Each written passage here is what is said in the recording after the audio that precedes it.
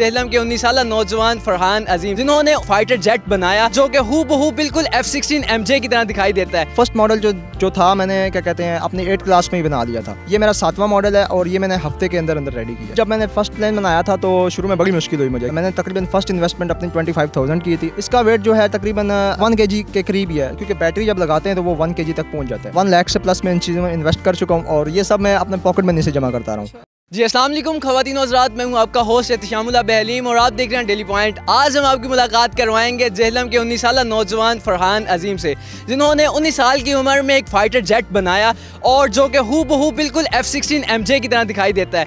इस fighter jet को बनाने में इन्हें कितनी मुश्किलात का सामना करना पड़ा और इस पर कितनी लागत आई और फ्यूचर में ये क्या करना चाहते हैं, जानते हैं इन्हीं की ज़बानी। अस्सलाम वालेकुम। वालेकुम सलाम। कैसे मिजाज हैं? ठीक है अल्हम्दुलिल्लाह, अल्लाह का करम है। फ़र्स्ट ऑफ़ ऑल फरहान भाई ये बताएं कि आपको इसका ख्याल कैसे आया? जी सर, ख्याल मुझे ऐसे आया कि मैंने फ़र्स्ट टाइम जब मैं 5th क्लास में पढ़ता था, मेरे अब्बू ने मुझे एक RC हेलीकॉप्टर लेके दिया था। तो वो हेलीकॉप्टर जब मैं फ़्लाई करता था तो मुझे ऐसा लगता कि उसमें कुछ चीज़ मिसिंग है जो मैं मतलब खुद से क्रिएट करना चाहता हूँ। वो ये थी कि वो रियलिस्टिक नहीं था लगता, वो मतलब फेक लगता था, टॉय लगता था। तो फिर मैंने उसके बाद अपना जो है ना सोचा कि मैं खुद से कोई ऐसा प्रोजेक्ट बनाऊँगा। तो देन यहाँ से मेरा स्टार्ट हुआ। अच्छा, वो क्या मतलब कि आपको क्या लगा कि यार इसमें जो कमी है वो रियलिस्टिक के अलावा कोई और कमी भी थी उसमें? जी बिल्कुल, कमी ये थी कि देखें जो नॉर्मली हेलीकॉप्टर या टॉय प्लेन मिलता है वो मतलब रनवे पे चल के फ्लाई नहीं करता। मिलते हैं लेकिन वो बहुत ज़्यादा एक्सपेंसिव होते हैं, एक नॉर्मल पर्सन के लिए वो अफोर्ड करना थोड़ा मुश्किल हो जाता है। तो उसके लिए सबसे पहले मैंने रिसर्च करना शुरू की। तकरीबन जब मैं 10th क्लास में पहुंचा उस वक्त तक मैंने रिसर्च की। उसके बाद साथ साथ में जो सामान है इसका ऑनलाइन परचेज़ करता गया, अपनी जो पॉकेट मनी है उसको जमा करके। तो फर्स्ट मॉडल जो था मैंने क्या कहते हैं अपनी 8th क्लास में ही बना लिया था। तो जब मैं 10th क्लास में आया था उस वक्त मेरा जो है ना 3rd मॉडल रेडी हो चुका था। और इसके बाद ऐसे ऐसे 1 साल बाद, कुछ महीने बाद फिर आहिस्ता आहिस्ता करके 1 हफ्ते तक आ गया। फिर जो मतलब सबसे एंड वाला यही मॉडल है जो मैंने तकरीबन 1 हफ्ते मॉडल है। ये मेरा 7वां मॉडल है और ये मैंने हफ्ते के अंदर रेडी किया। अच्छा, 7 मॉडल बनाए हैं और 6 जो हैं वो बिल्कुल ठीक नहीं बने, 7वां फिर एग्जैक्ट बन गया। तो उनमें और इसमें क्या डिफरेंस था?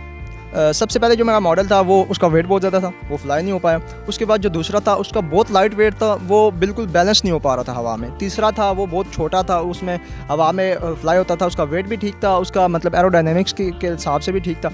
लेकिन उसमें मसला ये था कि बहुत छोटा था वो, तो इस वजह से वो प्रॉपर तरीके से फ्लाई नहीं हो पाता था। उसके बाद 3rd बनाया, वो उससे थोड़ा सा बेहतर हुआ। 4th, इस तरह करके करते करते वो बेहतर होते गए। आपने 7 बनाए हैं, मतलब कि 7 मरतबा आपने ट्राई किया मुख्तलिफ तरीक़ों से। क्या कभी डिमोटिवेट हुए यार इस बार ना सही बना तो मैंने छोड़ देना है? बिल्कुल, जब मैंने फर्स्ट प्लेन बनाया था तो शुरू में बड़ी मुश्किल हुई मुझे, क्योंकि मैंने तकरीबन फर्स्ट इन्वेस्टमेंट अपनी 25,000 की थी और मैंने ट्रांसमीटर लिया, रिसीवर लिया, उसके बाद और इसके जितने इलेक्ट्रॉनिक पार्ट्स होते हैं वो मैंने लिए।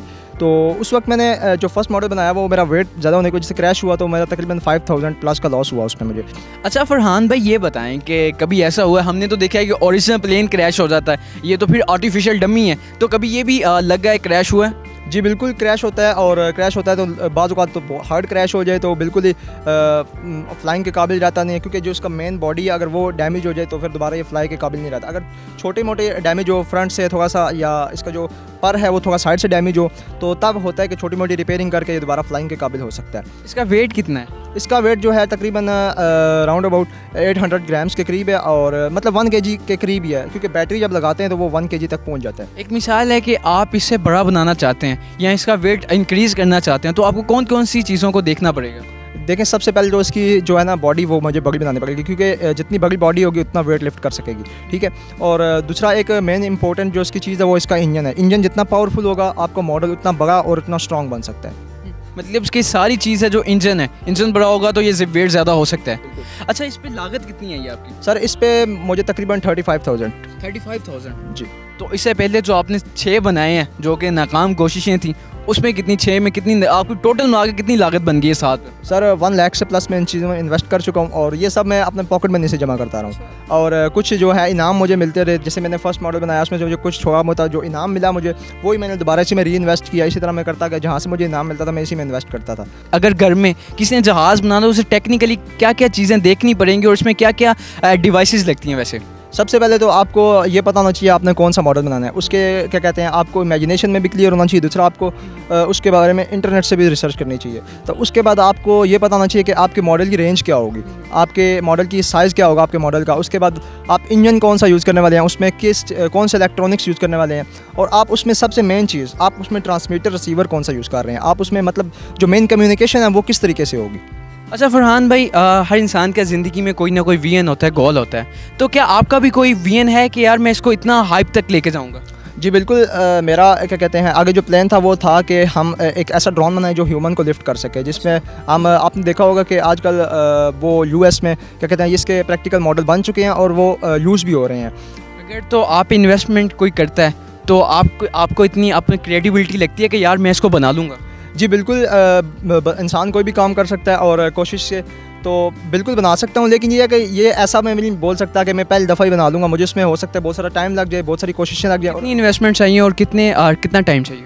सर टाइम कम से कम अगर हम एक मॉडल को देना जो उस तरह का ड्रोन है उसको, अगर हमारे पास सारा सामान मौजूद है एक्सपेरिमेंट करने के लिए, सब कुछ लैब मौजूद है, तो कम से कम अगर बंदा अंदाज़ा भी लगाए तो तकरीबन 4 से 5 महीनों में हम वो ड्रोन रेडी कर सकते हैं। अच्छा लास्ट में फरहान भाई, आप हमारे देखने वालों को, सुनने वालों को या हमारे नौजवान नस्ल को कोई पैगाम देना चाहें तो वो कौन सा पैगाम होगा? सर नौजवान नस्ल को ये पैगाम देना चाहूँगा कि आप किसी पे डिपेंड ना हो। जैसे हमारे नौजवान नस्ल के साथ आज के ज़माने में सबसे बड़ा मसला ये है कि वो अपने पेरेंट्स पे डिपेंड होते हैं। वो अपने मतलब 18th में मतलब 19th में जब वो जाते हैं तो वो खुद से कुछ करने की कोशिश नहीं करते, वो अपने पेरेंट्स पे डिपेंड होते हैं, अपने कॉलेज स्कूल पे डिपेंड होते हैं। वही वहाँ से मुझे डिग्री मिलेगी, दैन उसके बाद में कोई जॉब मुझे मिलेगी, दैन फिर मैं फाइनेंशियली स्टेबल होऊंगा। मैं कहता हूँ कि आपको खुद से स्टार्ट लेना चाहिए। आपको जब आप प्रैक्टिकल लाइफ में आएंगे दैन आप क्या कहते हैं बहुत सारी चीज़ें सीखेंगे, आपको एक्सपीरियंस होगा, तब आप मतलब ग्रो कर पाएंगे।